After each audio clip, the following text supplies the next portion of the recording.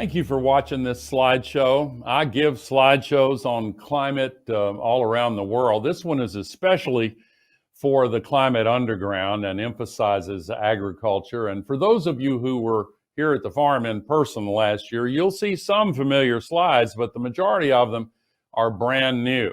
And I always start with this Earthrise photo, the first time human beings saw the Earth from space over the moon's horizon.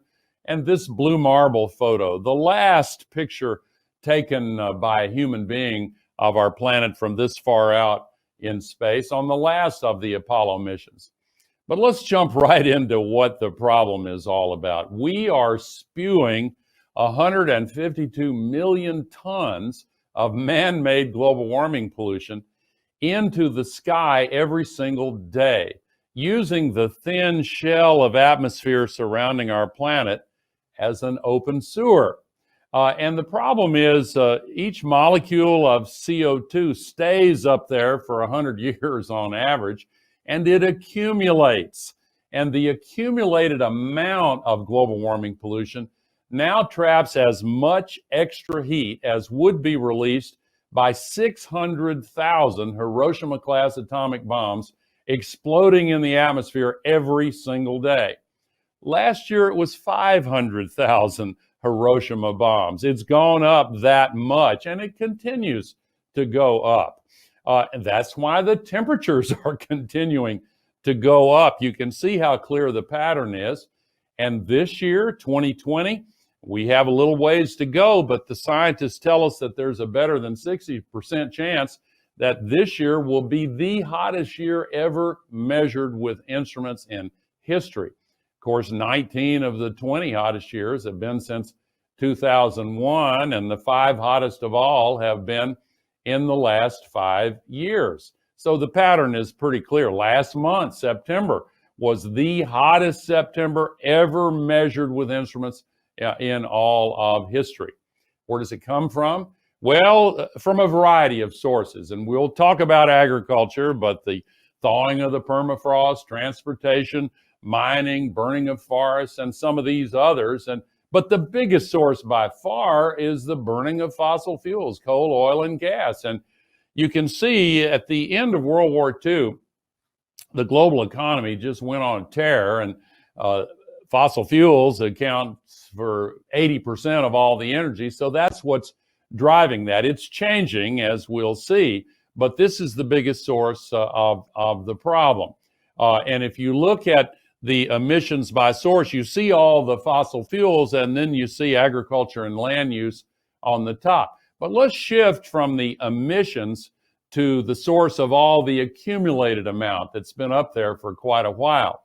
The global food system accounts for about 28% of all the global warming pollution. Now, we can break that down into about 10 to 12% inside the farm gate, another 8 to 10% from the land use change, and that includes deforestation and other degradation, and then 5 to 10% from the second and third order aspects of it. Food loss and waste is included in that.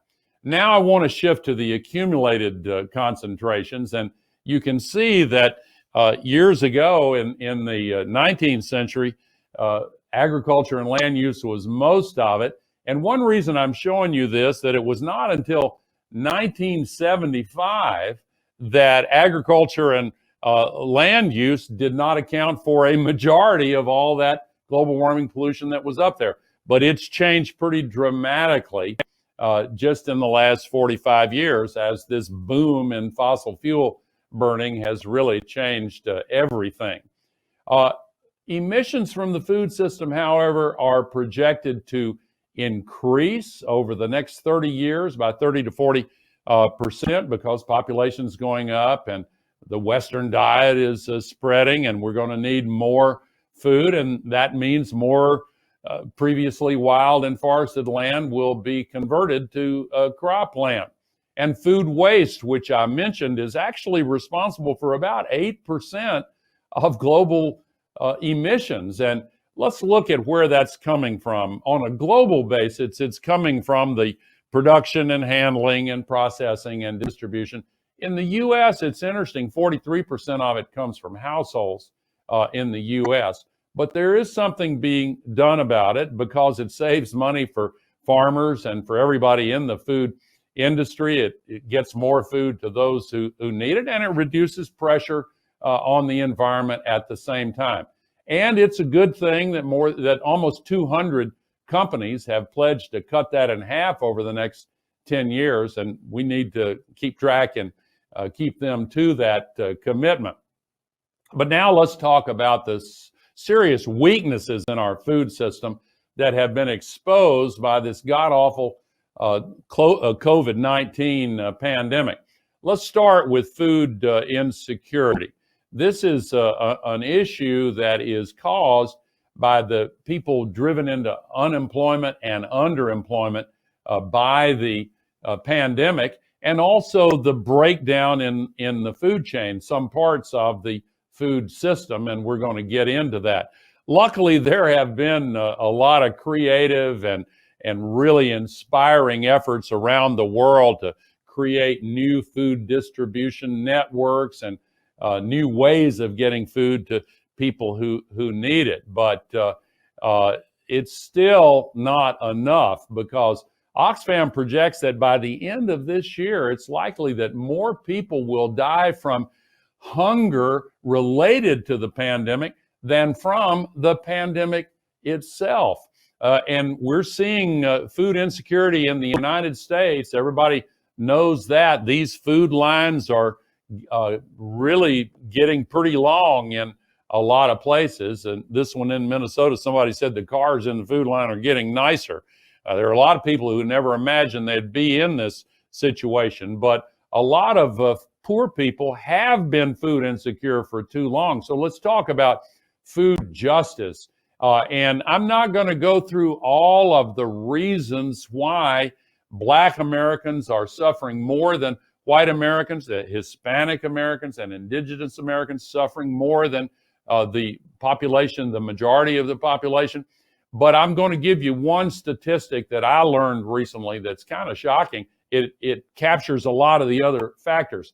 If you look at the average black family and the average white family and ask what is the average family wealth, it takes 11 and a half black families to make up the average wealth of one average white family. And of course, that's because of all the legacy discrimination and institutional and structural injustice. And we're going to talk about that at some length during this conference because it's directly related to food, as is this. The number of black farmers used to be way bigger than now.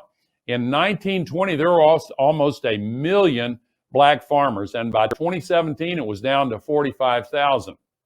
Now, part of that is the same trend that we saw with all farmers when it used to be 50% of employment dropped down to 2 to 3%.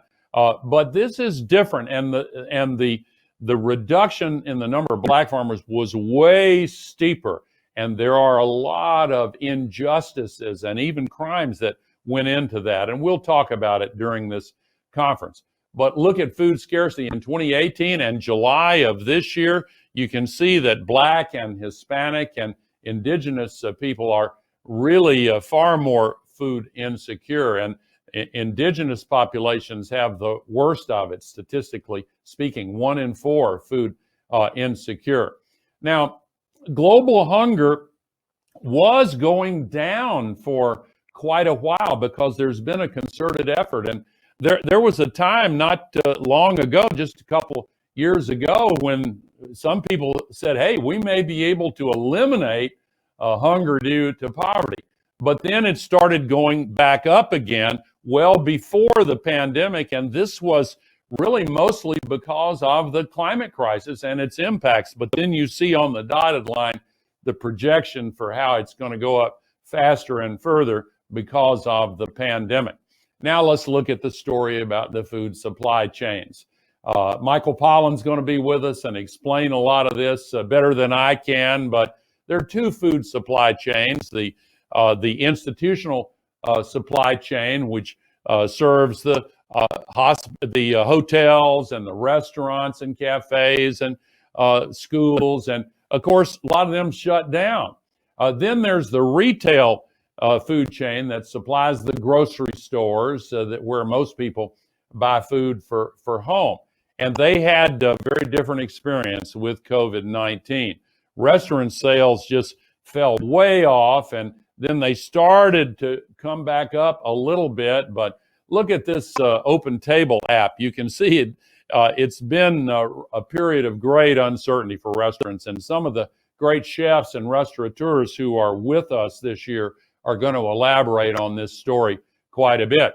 But when the institutional food chain broke down and those institutional buyers stopped buying, we saw farmers pouring milk out and plowing vegetables under, and we saw a huge glut of hogs and pigs and chickens. And at the same time, there were people at the food banks. And so a lot of folks said, whoa, what's going on here?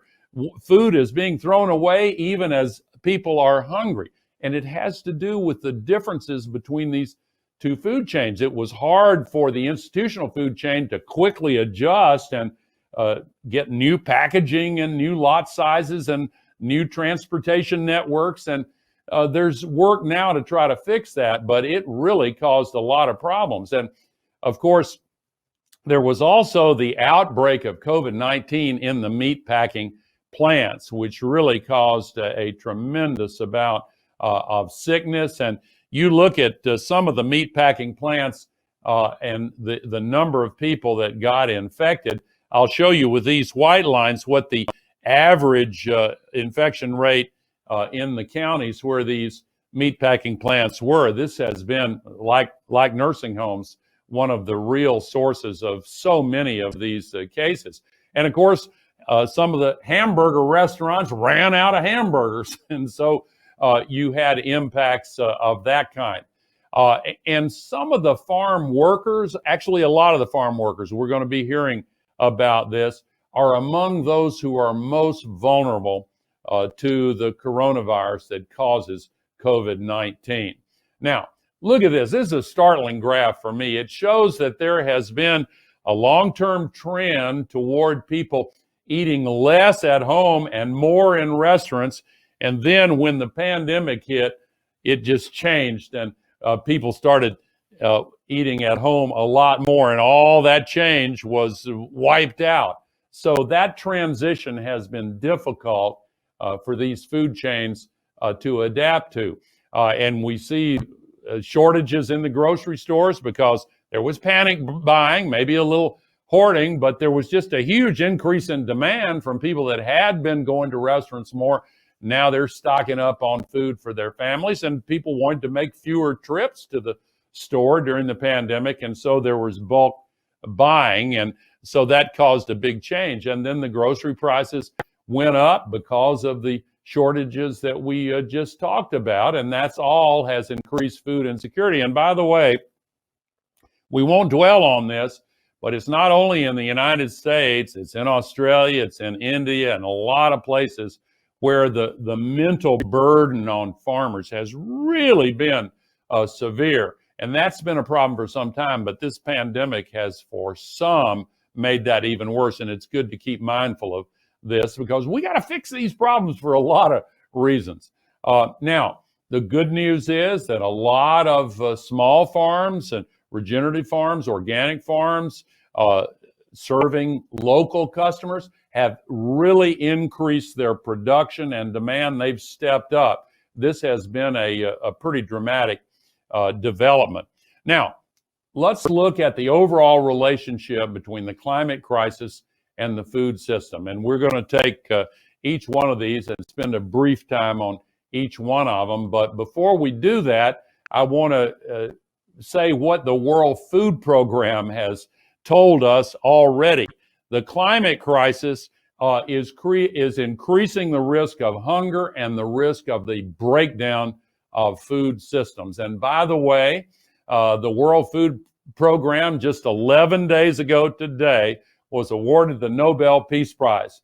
And I will say again, congratulations to all of the women and men in the World Food Program, and it's run very ably by my friend David Beasley, and I think he's been doing a great job. Moving on to what the IPCC has said about all this. This is a member of the IPCC, Cynthia Rosenzweig, talking about the risk of multi-breadbasket failure. If we look at the global nature of the food system, it's easy to see that in the United States and Canada, in South America, those are the big breadbaskets for the world, always in surplus with their productions. Australia is also in surplus typically. In the former Soviet Union, Russia and those countries like Ukraine, they are sometimes in deficit, sometimes in surplus. They're a swing area. But all the rest of it is chronically in food deficits. And so if more than one of these breadbaskets gets in trouble, then you can see how it can reverberate across the entire food system all around the world.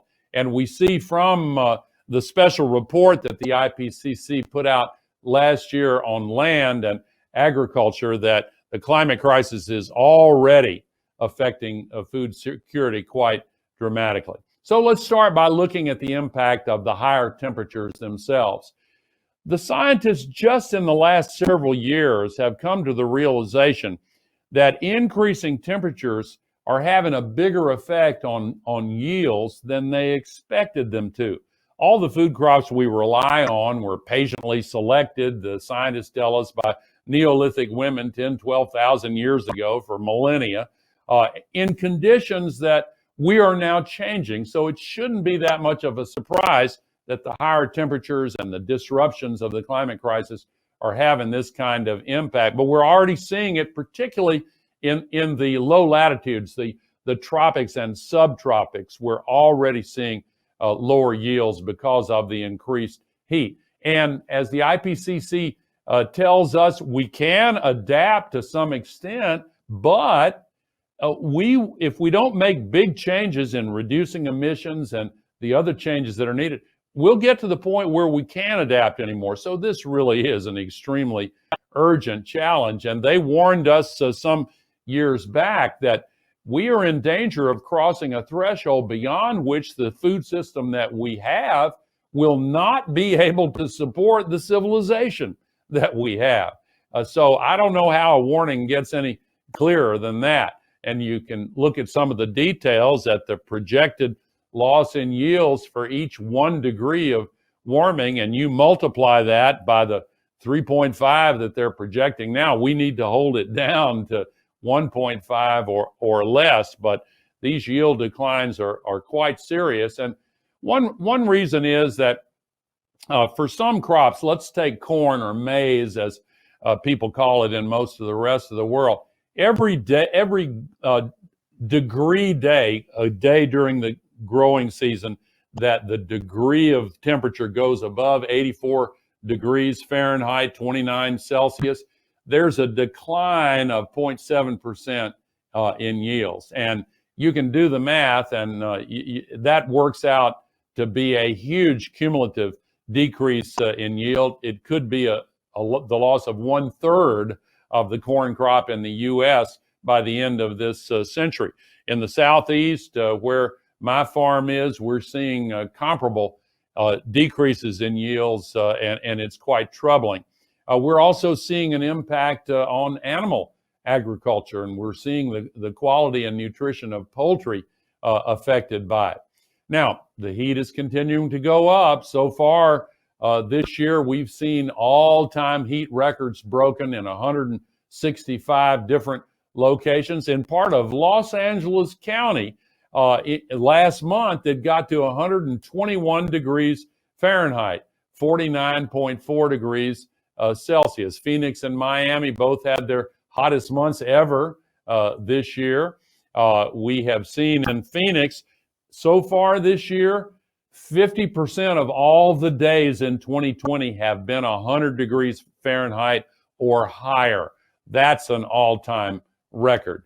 And we're seeing in other parts of the world, In Baghdad, they reached 127.4 degrees earlier this year. Australia's summer is in our winter. Look at their capital of Canberra. They broke their all-time heat record in their summer this year. The nation of Ghana in Africa broke its all-time heat record. Japan tied its all-time heat record. India last year reached 123 degrees. So they've had high temps this year as well.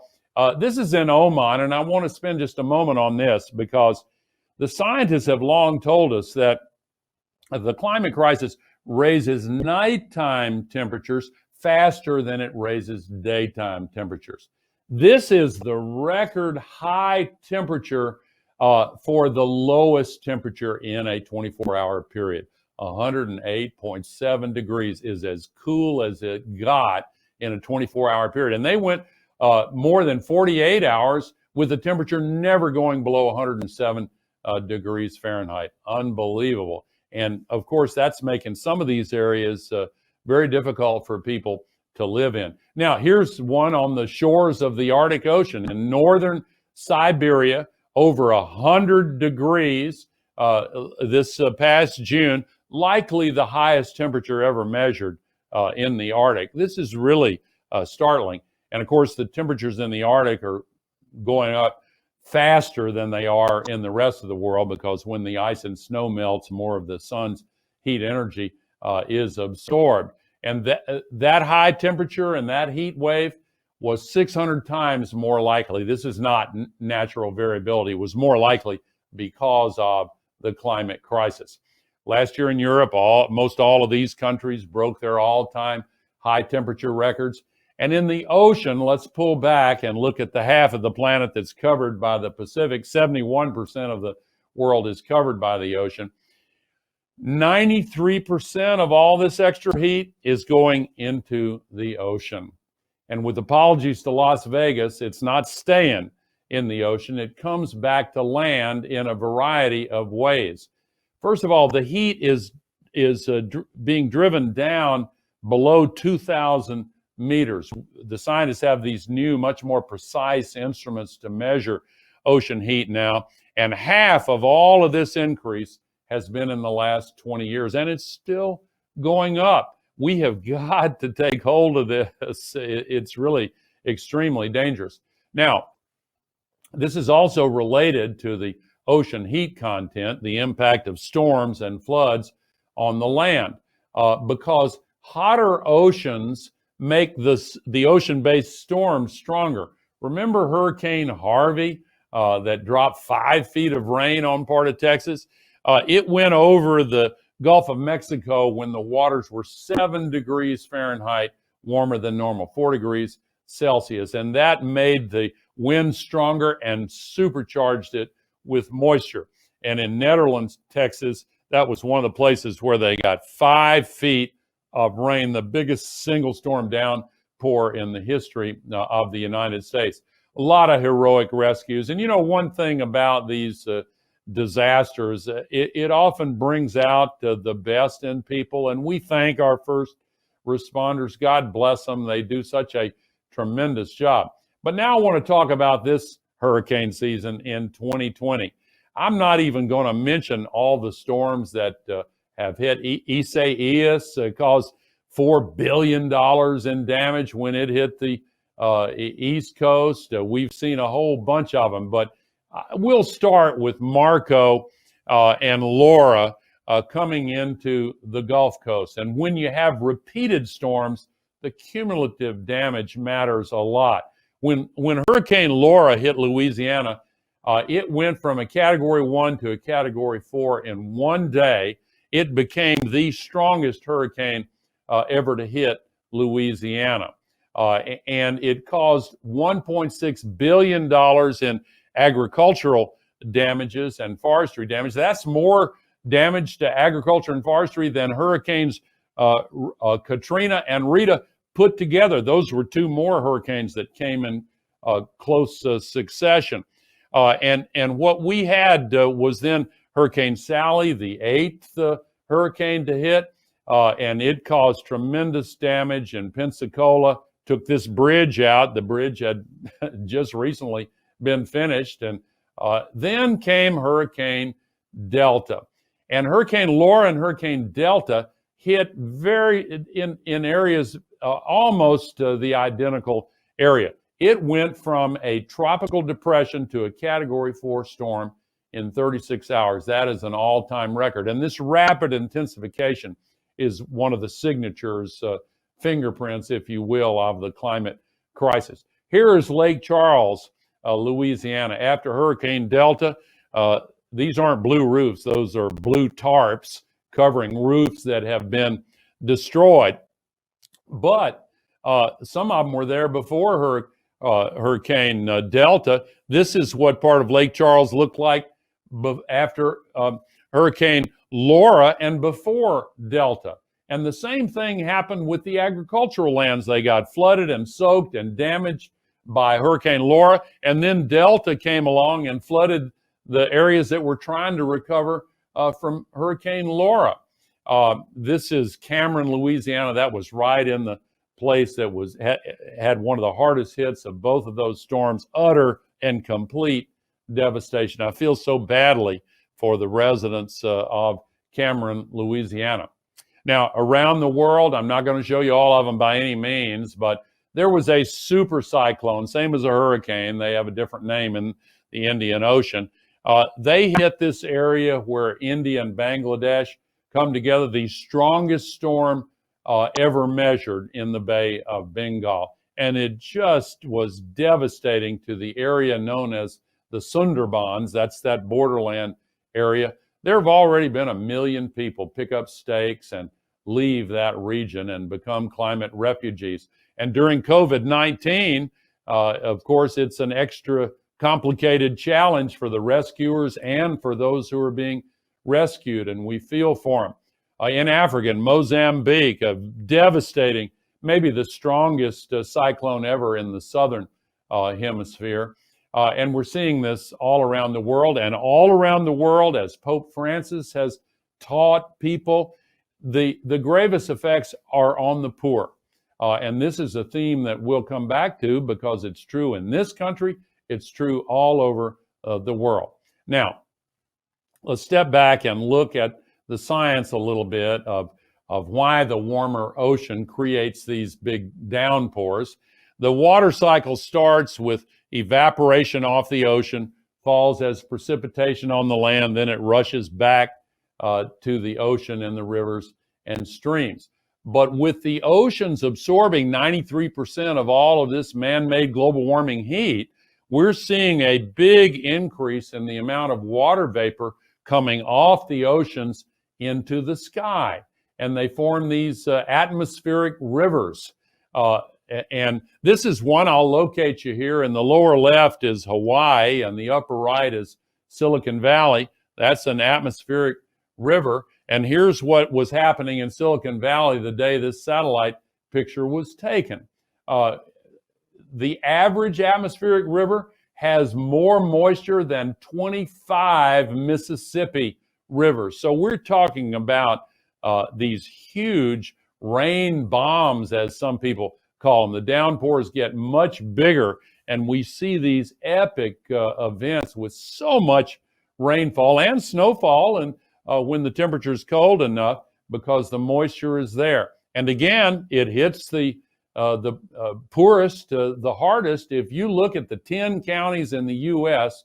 that are most vulnerable to flooding disasters, you'll see that the population of those 10 counties is 81% minority on average. Now, farmers are being hit very hard also.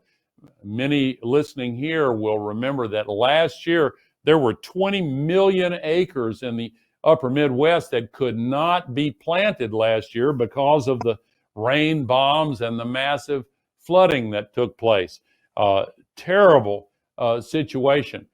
We will talk to some farmers and experts who will tell us that some of the regenerative farms actually did recover, were more resilient, and could be planted, but we'll get to that during the conference. For now, that was a $20 billion disaster, $6.4 billion in crop insurance payouts. 2019, last year, was the wettest year ever measured in the U.S. Midwest. And then this year, for those farmers in Iowa, there was this derecho, hurricane-force straight-line winds that destroyed or seriously damaged 10 million acres of crops in Iowa. And it wasn't too many years ago that there was an historic drought in that area. We'll come to that in a minute. But on a global basis, these rain bombs, these extreme rainfall events, are 4 times more common today than they were just 40 years ago. Look at the graph at how they're increasing, and they're continuing to increase. Again, we've got to deal with this. This was a rain bomb in France. It also hit Italy, 17 inches of rain in 24 hours, and the farmers were really hit very hard, rice and other crops in both Italy and in France.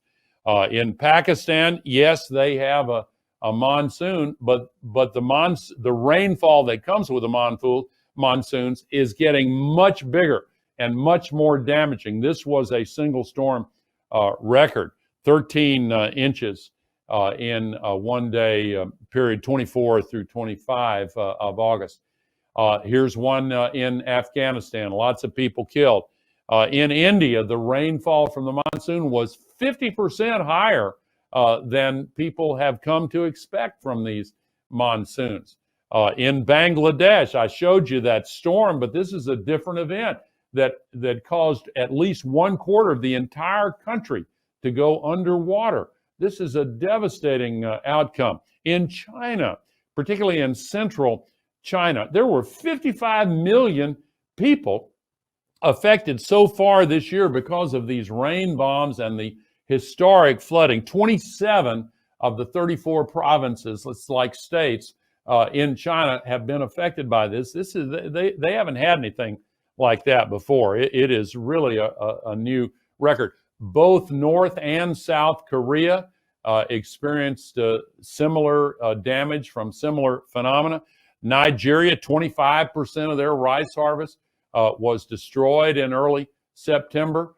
We saw in Congo more than 70,000 people lost their homes in April and May. In Kenya, 100,000 families displaced. And in South Sudan, 368,000 people displaced. North of there in Sudan proper, we had a state of emergency after similar flooding events. England has had quite a few wet years, record wet years in a row. And the old saying, there'll always be in England, is illustrated by this pub that stayed open, and she's cleaning the inside of the window, seemingly unperturbed by the flood outside. I admire that stick-to-itiveness there. So the reinsurance companies have kept track of this, as you would imagine, and you can see the disasters are going up quite steadily and quite dramatically. Over the last decade, we have seen costs of $2.5 trillion from climate-related extreme events. That is a $1 trillion increase over the previous decade. So again, this is for real. Now, the amount of insured losses may go up slightly. I have to tell you this story. In Kentucky, there's this huge replica of Noah's Ark. They just sued their insurance company for $1 million in damages for flood damages to the Ark. Sometimes it's hard to make this stuff up. But the U.S. this year has already had $16 billion plus climate-related disasters, and the year's not even over yet. That's an all-time record. And around the world, globally, there were more than 100 million people who had to get help from the rescue services because of these climate-related disasters, and they're projecting a big increase in that number. Here's what it looks like in the previous decades. You can see this past decade is breaking all of the previous records, tragically. Now let's turn to drought. And drought is caused by the same buildup of heat trapped by the global warming pollution, the same heat that increases the evaporation off the oceans, sucks the moisture out of the first several centimeters of the soil and makes the droughts deeper and longer. And this has a huge impact. Right now in Europe, we have seen that drought decrease groundwater levels quite dramatically. In the Czech Republic, the drought is the worst in 500 years. In parts of Poland and Romania, the worst in a century. As of just last week, these are the current drought conditions in the United States, and you see part of the western states are in exceptional drought and extreme drought. So this is quite worrisome as well. Las Vegas has gone half a year without any measurable rainfall. And there's several areas in the West that are quite concerned about this naturally. On the other side of the country, in the Northeast, in Maine, these little fingerling potatoes got that small because of the severe drought. This was just last month when that was taken. And in the southern cone of Africa, the drought has combined with some other factors to put 73 million people at risk of starvation. This includes some farther north in Africa as well. The World Food Program is aimed at taking care of emergencies like this, and they need help. In South America and Chile, they've had to declare an agricultural emergency because of their extended drought. In Australia, last year and the early parts of this year, they faced an unimaginable drought in part of the country. And in the Murray-Darling River Basin, it now has officially the worst drought on record. And some of the farmers there are really getting worried about their ability to survive in farming. This is really serious. Now, this is the story of Syria, and Syria is in the news because of the tragic multi-sided civil war. The gates of hell have opened. But here's the point. Before all that ever started, there was the worst drought, a climate-related drought, proven to be so by the scientists, the worst drought in the history of the Eastern Mediterranean. This is a wheat farmer who lost his farm, and indeed 60% of all the farms in Syria were destroyed by this climate-related drought. 80% of the goats died. 80% of all the livestock died. And 1.5 million climate refugees were driven from the farming areas into the cities, where they collided with an equal number of refugees that had come from the Iraq war. And the ministers there were quoted in WikiLeaks as saying, we can't handle this. All hell is going to break loose. And sure enough, it did. And 1 million of the refugees came across the Mediterranean to Europe and destabilized the political equilibrium in Europe. Hungary, you could cite some other countries. Germany was shaken by it.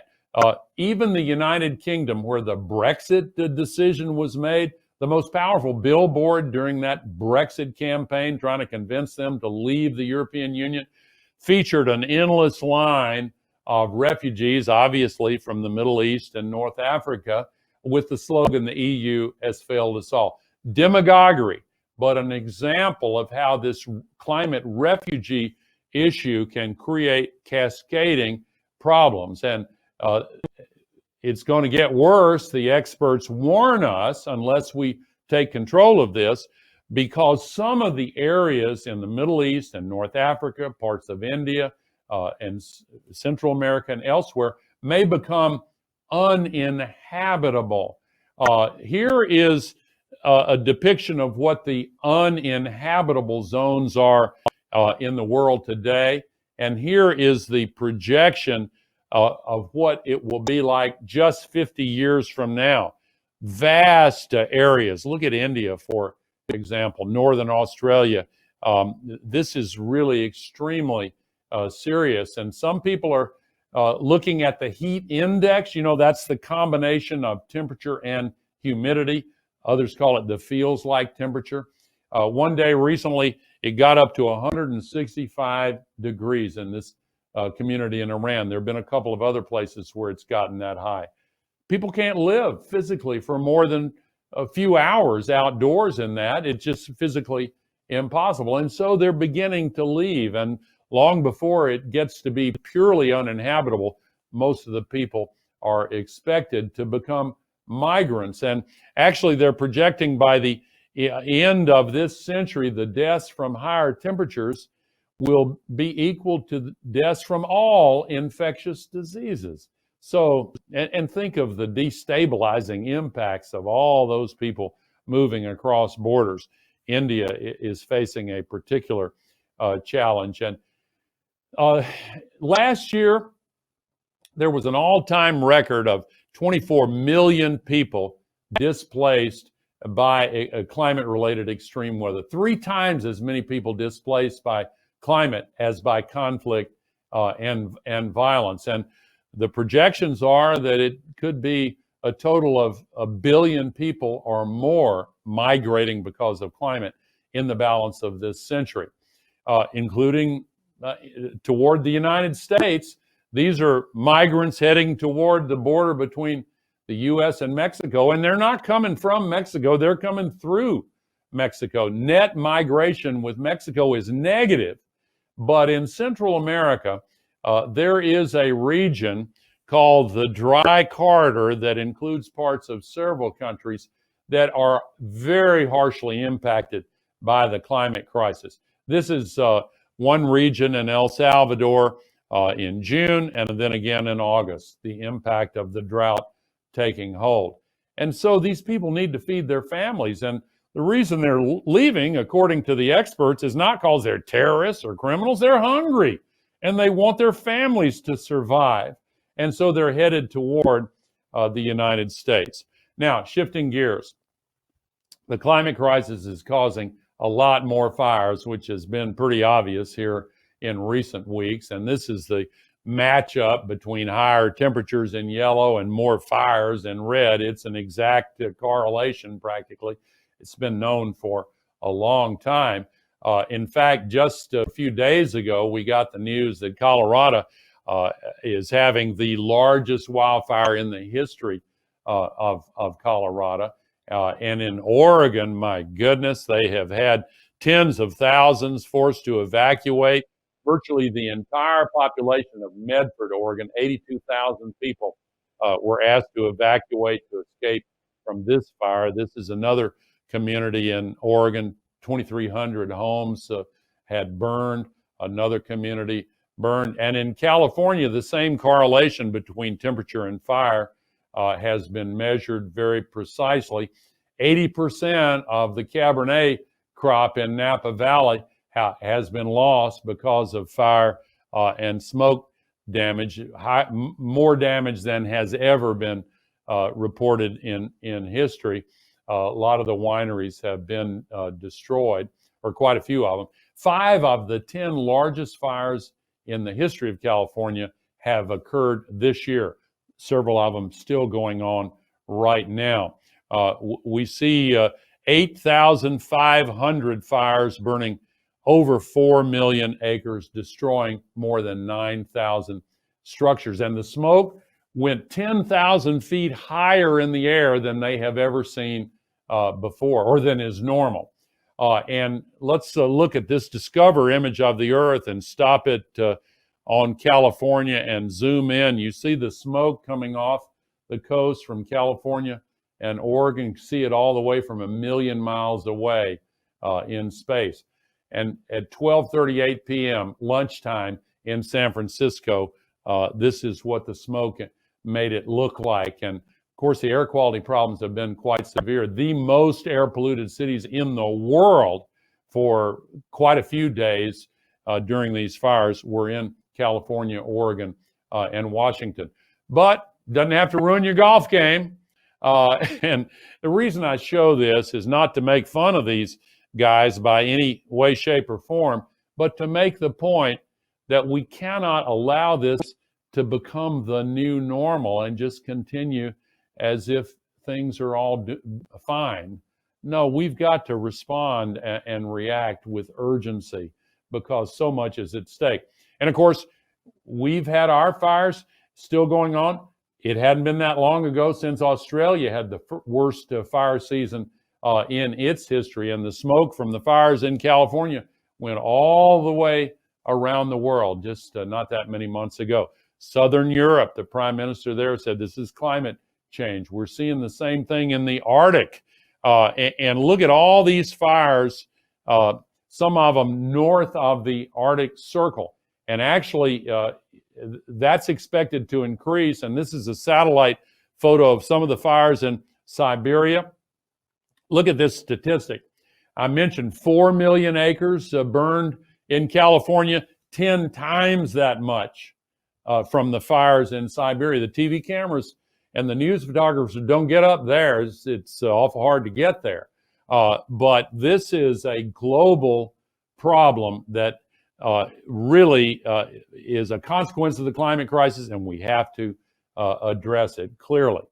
And these boreal forests, the ones in the north, Alaska, Siberia, across Canada, they hold more carbon than other kinds of forests. So it's quite a significant matter that the fires are increasing in that region so much. And then there's Brazil and the Amazon, and these are man-set fires in order to clear the land. It's a misguided idea because the soils in the Amazon are mostly pretty thin and poor, but they're really setting more fires than they ever have. And it's a great tragedy because the Amazon rainforest plays a significant role in the climate system. And if they burn too much of it, it could flip over into a completely different kind of landscape, and that could have global implications. I mentioned the soils are poor in many areas of the Amazon. Look at how thin the productive layer is. Most of the carbon and biomass is in the canopy of the forest that has developed with unbelievable diversity and richness over a long period of time. The soils are not that thin, and when they're gone, they're hard to recover. But the clearing of the forest to try to run livestock and plant soybeans or whatever, and often the soils are good for 1 or 2 seasons, and then they become far less productive. Another big area is Indonesia and the Southeast Asian archipelago, because they have a lot of peat forests there and a huge practice of burning them in order to plant palm oil plantations. And they actually released more CO2 from these fires in Indonesia last year than the fires in the Amazon. And this is one of these one of these palm oil plantations, and that's one of the key drivers of deforestation, particularly in this part of the world. And the wildlife affected, this orangutan seems to have an idea of what's destroying his home.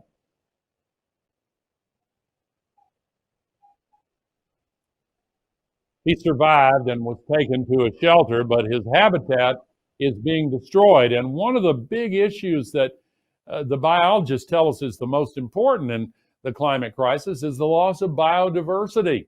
We're in danger of losing half of not only the land-based but also sea-based life forms with which we share this planet. The average species, animal and plant on the land is moving toward the poles 15 feet per day because of the climate crisis that is mostly our responsibility. Now let's go to the pests that are a problem in agriculture.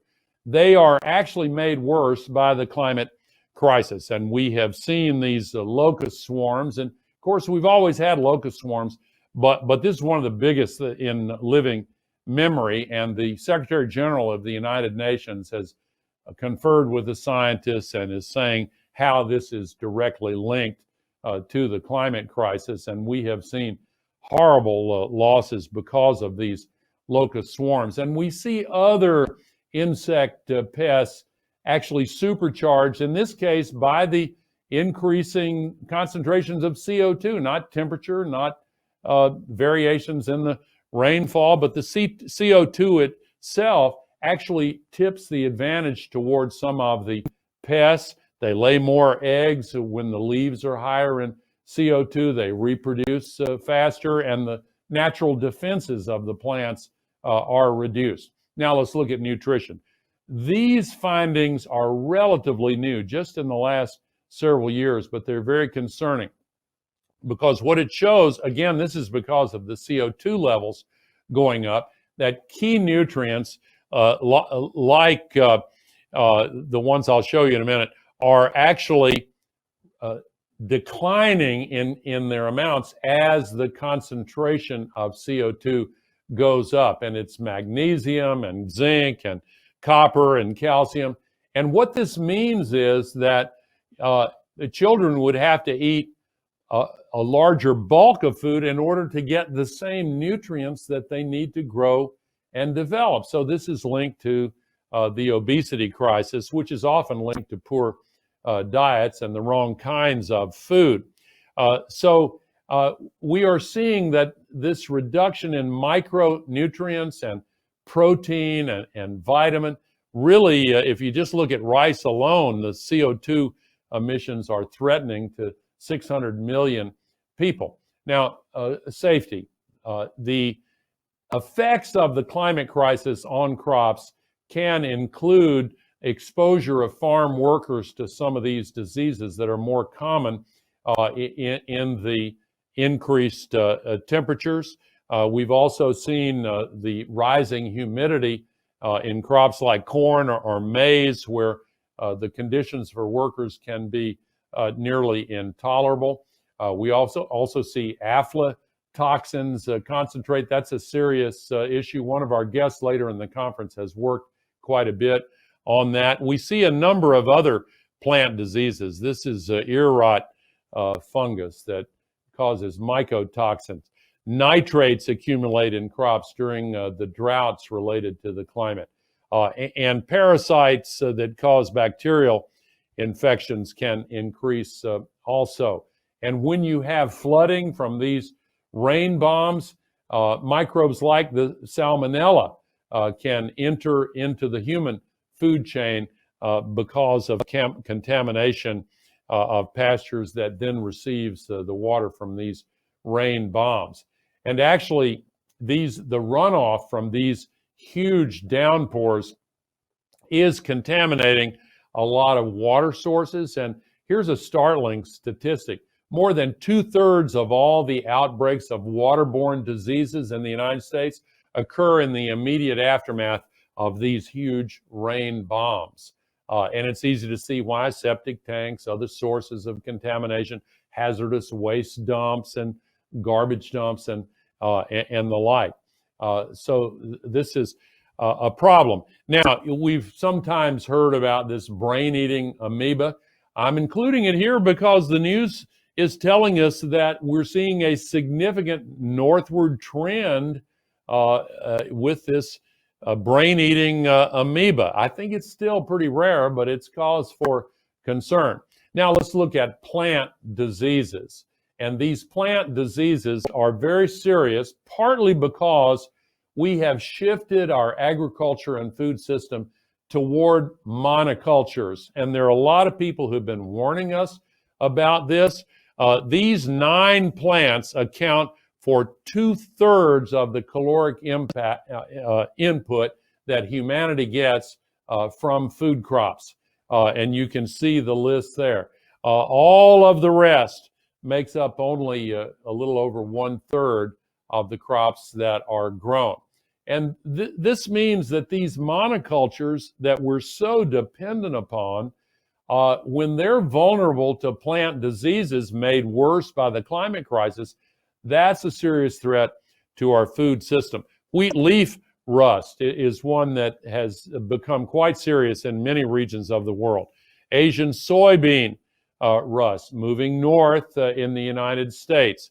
The soybean sudden death syndrome, I don't like the name of that one, but that is associated with these downpours and overly wet conditions, and it has become the #1 disease threat to the soybean crop in the U.S. Here's one, the frog eye leaf spot, getting more serious. Here's coffee leaf rust, and this is a very serious challenge for coffee growers around the world. They're looking for new geographies to grow it. Southern corn rust has been moving north. It's now made its way all the way to Iowa and Nebraska. This is one that affects zucchini, directly related to higher concentrations of CO2. In rice in Asia, we're seeing disease levels go up because of the climate crisis. Tick-borne diseases in livestock. That's not as much of a problem in the United States, but it's a very expensive problem for agriculture elsewhere. And by the way, here is what is still a problem in the United States. 65% of all the antibiotics used in the U.S. are given to livestock. And some of you know the history of this. It used to be even a little bit higher than that. And there have been efforts to change that. I'm not convinced that it's changed as much as it should if we're still using 65%, because as many of you know, it has an effect. Antibiotics can give a little growth stimulant to livestock toward the end of their lives, and that's an incentive to use it. And there's some that maybe, I'm told, I've read that some vets are saying, well, take it for this disease, and then they'll take the benefit from the growth stimulant. One way or another, we have got to deal with this, because when we put that much antibiotic in livestock, it creates super bugs. Just like there have been outbursts of COVID-19 in particular areas, this is a super spreader mechanism for antibiotic-resistant bacteria. And it's a very serious threat, and we've got to continue to make more progress to cut down that antibiotic use in livestock. Now, water availability. This is an extremely serious issue for agriculture. About 70% of all the water used around the world goes to farms, about 20% to industry, a little over 10% to households for domestic use. But here's the thing, as the temperatures increase, water use in every sector increases. And therefore, with temperatures going up year after year after year, we're seeing water use go up year after year. And we're seeing some of the underground aquifers that we've depended upon being depleted. The southern part of the Ogallala aquifer, for example, is now, part of it, unable to support irrigation anymore. We're seeing statistics that if it ever ran dry, it would take 6,000 years of rainfall to refill that aquifer. So what are the ethics of the generation alive today just saying, oh, we'll take that for the next 6,000 years for us, and those that come after us, well, they'll just have to get by the best they can. Obviously, that's unethical, and we've got to change that for sure. Now, salinization. We see this in two ways. First of all, in areas where there is a low-lying delta farming region and the sea level is rising, even before the sea level comes over the land, it invades the freshwater aquifers and fills up the water table with more salt. They're seeing that in southern Bangladesh now.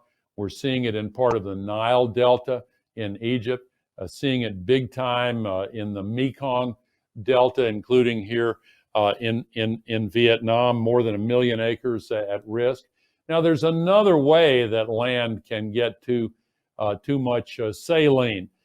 Flood irrigation and leaking pipes, for example. Dr. Ratan Lal, who's going to be with us again at this conference, estimates that 20% of global cropland faces a risk of excess salinization from improper irrigation.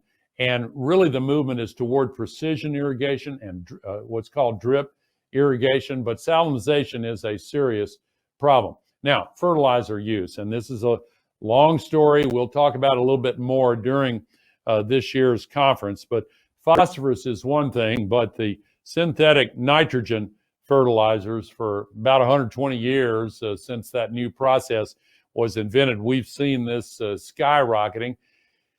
And a lot of nitrogen fertilizer is put on land where it really shouldn't be put on the land. And there are alternatives to the heavy use of nitrogen fertilizer. And this is a problem because it is radically changing the nitrogen cycle in the world. And a lot of emissions that are global warming pollution come from these nitrogen fertilizers.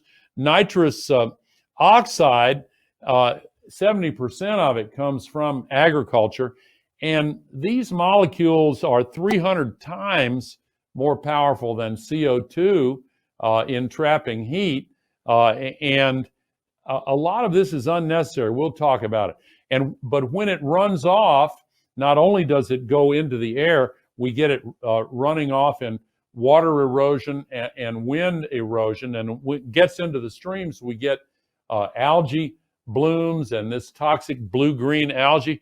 This is the western part of Lake Erie last year, and there's so many areas where this is true. A lot of beaches are now closed not infrequently because of the toxic blue-green algae. You won't see a big algae bloom.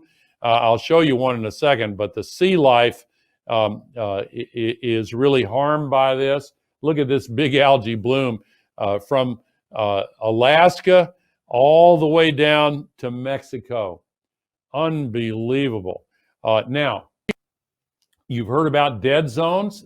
That also is related to fertilizer and other chemical contaminants coming out the rivers into the ocean. And where you see these red dots, like where the Mississippi comes out, that is the coastal dead zone phenomena. What happens is it feeds the algae, and then the algae dies, and that sucks up all the oxygen, and the fish can't live. But here's one of the reasons I'm showing you this map of the globe here. The blue shows that these dead zones are now spreading out into open ocean areas. This is another warning bell. We got to get this under control. And part of the way we do this is changing farming techniques. This is part of the issue. Now, when you add up all of these consequences of the climate crisis, and we haven't even talked about ocean acidification or infrastructure damage with some of the others, but this is a cost that's way too high. And I'll add one more. It's the number one threat to the global economy. So we've got to change all this.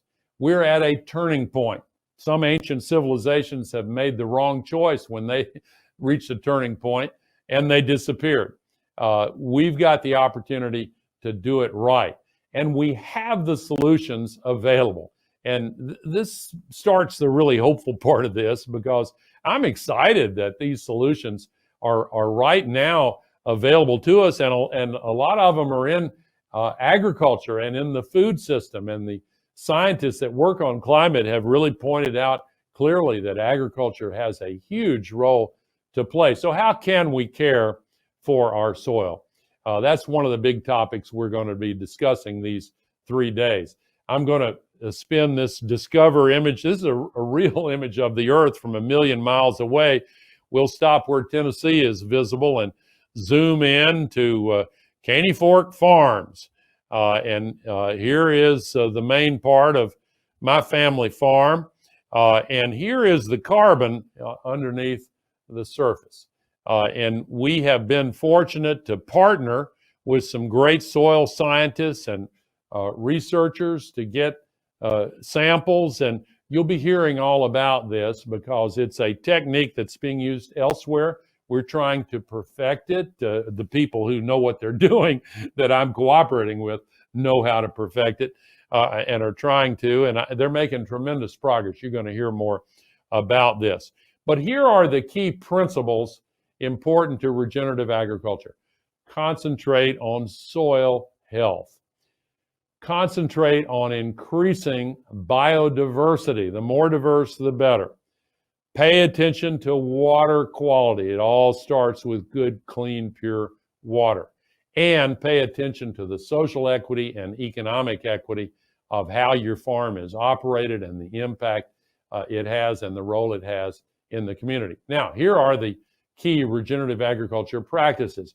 Crop rotation, no-till farming or low-till farming. Cover crops, keep the roots in the soil, diverse cover crops. Multi-species grazing, the animal-plant relationship it can be magic here. Rotational grazing is one of the techniques that puts more carbon in the soil and stimulates plant growth. Agroforestry, including silvopasture, a lot of good reasons for that. Organic inputs instead of synthetic chemical inputs.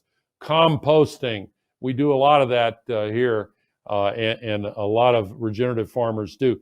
Nutrient cycling, and more perennial crops that have their roots in the soil year-round. So regenerative agriculture is now really becoming more popular, partly because it avoids soil erosion. And you know, the old conventional ways of planting with lots of plowing can lose topsoil at a rate 10 to 20 times higher than it can be built back up, and sometimes as high as 100 times higher. That's actually the source of a lot of those chemicals carried with the soil out the mouth of the Mississippi River and other rivers around the world. And we're seeing, as a result of soil erosion and higher temperatures, a desertification crisis. We're seeing another acre become desert every second of every minute of every hour of every day and night. This is a picture from China, and it's a serious problem we need to address. But look at what the difference is made by regenerative agriculture. This is down to 5 centimeters. The no-till approach leaves a lot more carbon in the soil after 10 years of tilling.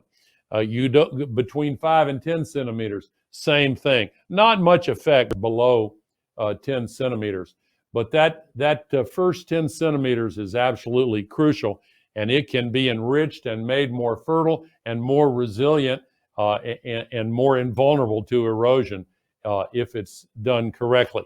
And that's one of the reasons why no-till is growing. Not quite fast enough for my taste or the taste of a lot of folks, but we're seeing growth in it, and I predict it's going to increase. And on a global basis, we're seeing conservation agriculture and regenerative agriculture become significantly more popular. The percentage in the U.S. of no-till farming by state, I'm kind of proud of my home state of Tennessee, along with Virginia and Maryland, Delaware, and Montana. But if you look at the rate of increase, this is areas like Arizona and California that didn't look good in that last one. They've been growing in the last 5 years toward more conservation tillage.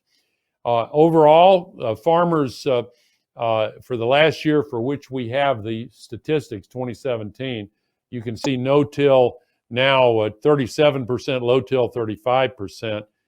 That's some real progress there.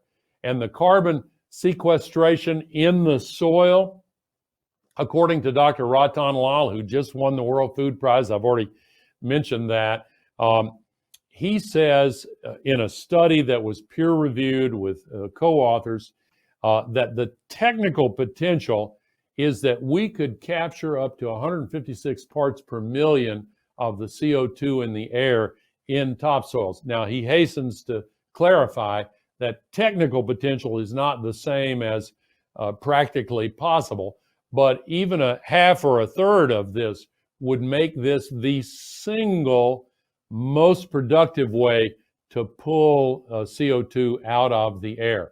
It includes also some significant tree planting in that calculation. Now, if you look at the soil itself, healthy soil is about 45% minerals, 25% water, 5% organic matter, 25% air. And that's what it should look like when it's healthy. And if you look at the life forms in that soil, quite dramatic. And as we go down this pyramid, the smaller the life forms get, the more numerous they become. But these life forms actually play a very sophisticated, complex role in promoting soil health and transfer of nutrients and the buildup of soil carbon. Now, with that in mind, all of those life forms, I want you to look at this quote from the head of one of the biggest food companies in the world, Danone. He says, "We thought we could engineer the life we needed and kill the rest. And because of that, we've broken the cycle of life." Very dramatic way to say this. I heard him say this at the United Nations special session on the climate crisis. And he's right. We need to work with the life forms in the soil. They're our allies. We need to get rid of this old mindset of just focus on the seed that we're planting and the dirt and the water and the fertilizer and kill everything else. That's an exaggeration of the conventional approach, but not too far off, because the health of the soil matters a lot to yields, to the nutrition of the food, and to the health of the farms and the health of the people that eat the food. Now, the carbon in the soil. This is a really interesting comparison. This is the carbon in plants, but if you go below the ground and look at the carbon in different types of soil, underground, you can see, I mentioned before, the boreal far northern forests and the tundra. That has the greatest amount. But we need to take into account the importance of preserving and building up the carbon in the topsoil. And that's why the growth of organic farming around the world is so encouraging. And if you look at it by region, you can see Australia and New Zealand have done a tremendous job, but worldwide it is increasing quite dramatically, including here in the United States of America. And one of the reasons is that the popularity of organic food has driven organic food sales quite significantly. Alternative protein, you've seen the Beyond Burger and all of these others, the Impossible Burger. Look at the increasing investment in alternative protein. Now look at this, the first quarter of 2020, we had more investment in alternative protein than in all of 2019. I can't wait to see the year-end figure. This is a major trend, and it's going to continue and increase. Now, the solutions in the energy space, I'm very excited about this. 20 years ago, the best projections for what we could do with wind energy were that by the year 2010, we might be able to install 30 gigawatts. Well, we have now beaten that projection by 22 times over. This exponential curve is quite dramatic and still accelerating. And it's driven by the fact that the cost is continuing to come down very rapidly. Here's one way to look at it. 5 years ago, electricity generated by wind and solar was cheaper than electricity generated by burning coal, oil, or gas, fossil fuels, in only 1% of the world. 5 years later, today, it's cheaper than fossil generated electricity in 2/3 of the world. That's today. And 5 years from now, it will be cheaper in 100% of the world. That's how fast this change is taking place. In fact, if you look in Texas, there are several utilities that have a new rate plan because of all the wind they have. They'll give you electricity from 9 p.m. at night to 6 a.m. the next morning. Here's the deal. All you can use for free.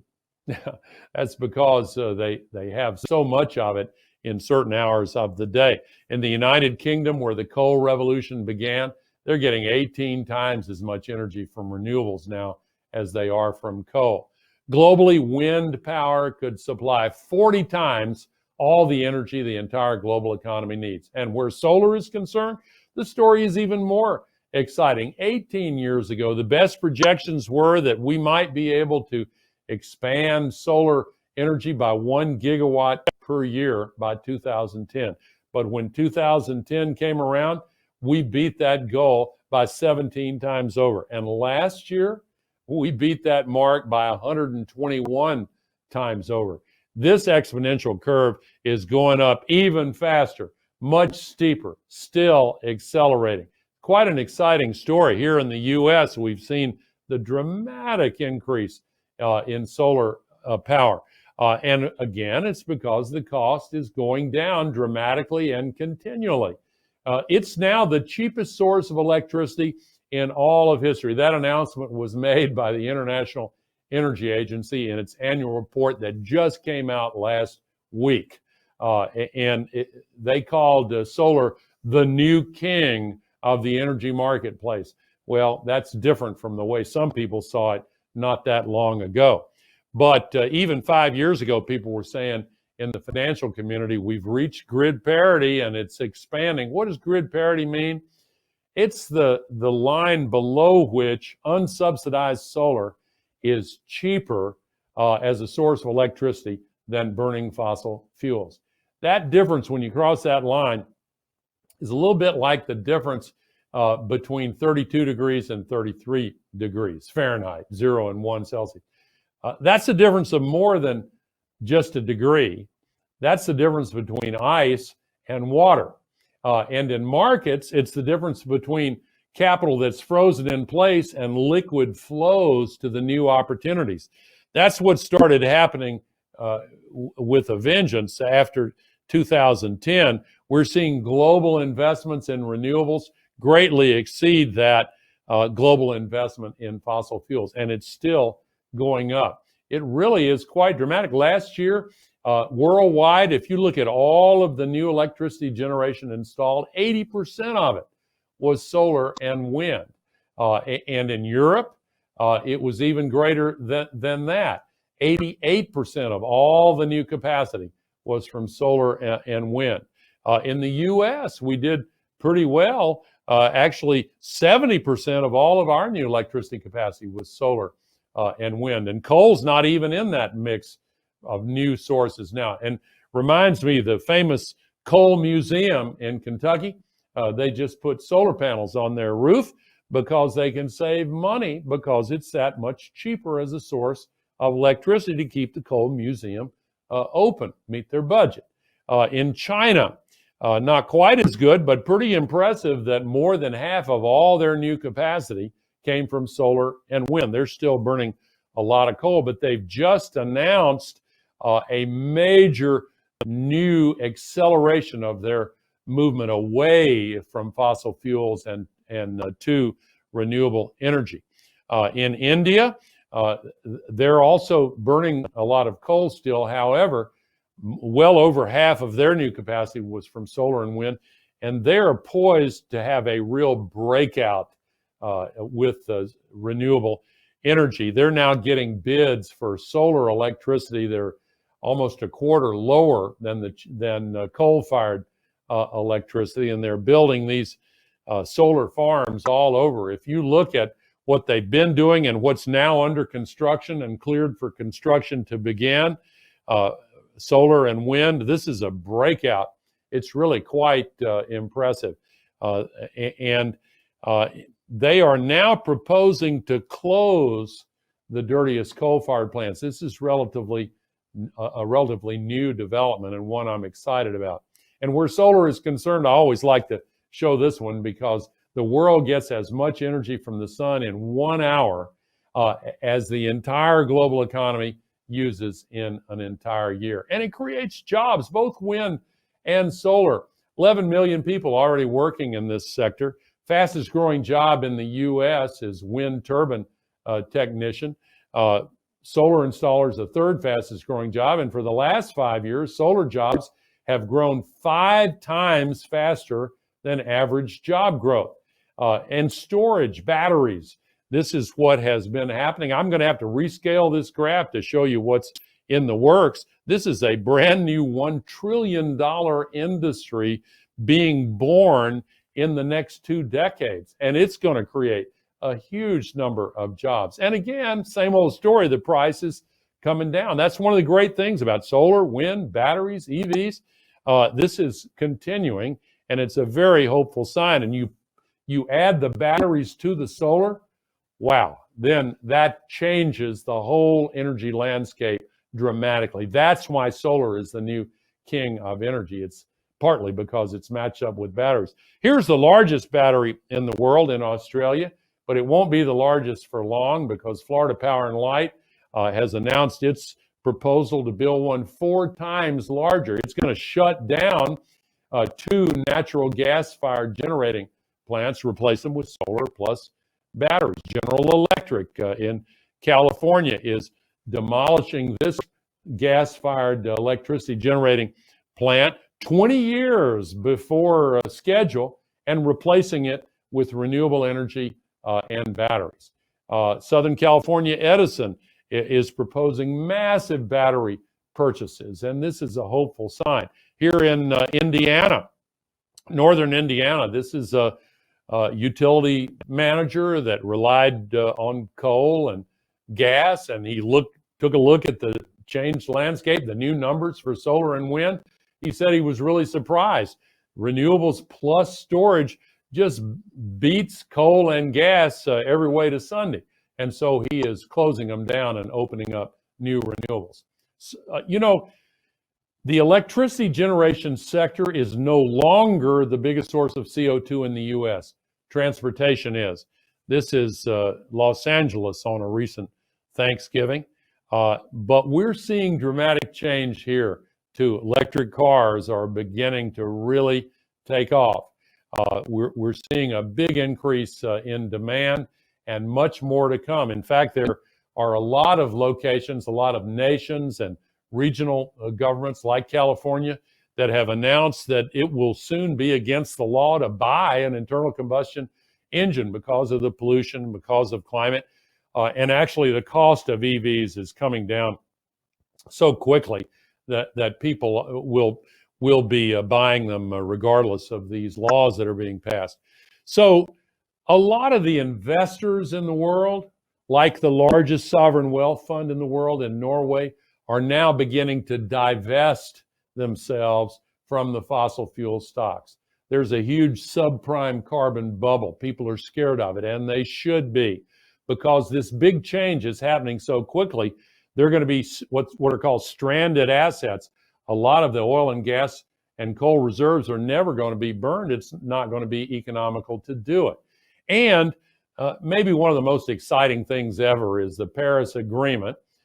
5 years ago, every nation in the world agreed to go to net zero greenhouse gas emissions by mid-century.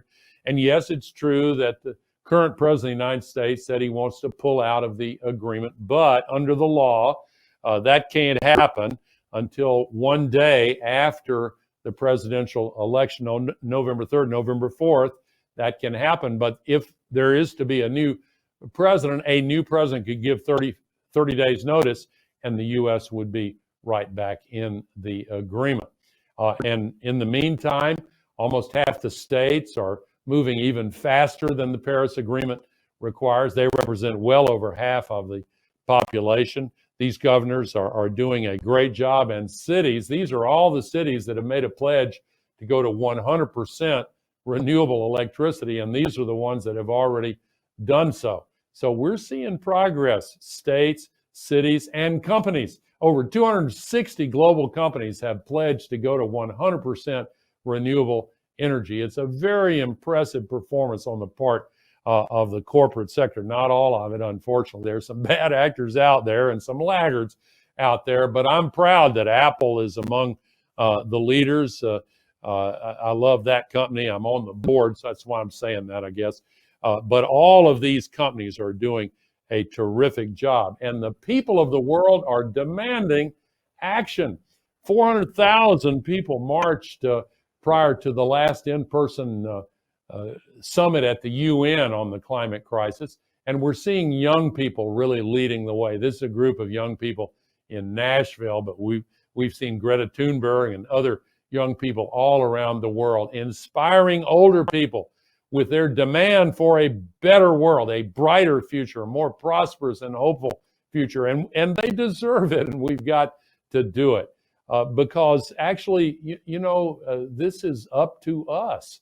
We have an opportunity to bring to life this famous line of poetry. After the final no, there comes a yes, and on that yes, the future world depends. Every great morally based revolution in history, abolition of slavery, women's suffrage, the civil rights movement, anti-apartheid, more recently, gay, lesbian rights movement, young people got involved and led the way. And at every turn, these prior movements confronted the possibility that they might not succeed. They were met with no after no after no until after the final no, there was a yes, when the underbrush was cleared away and the central choice became clear between right and wrong. And that's where we are with the climate movement. And farming and agriculture and food and restaurants have a very crucial role to play in helping to shape the future in a very hopeful and prosperous way. And if anybody doubts that we have the political will to do it, just remember, political will is itself a renewable resource. Thank you very much.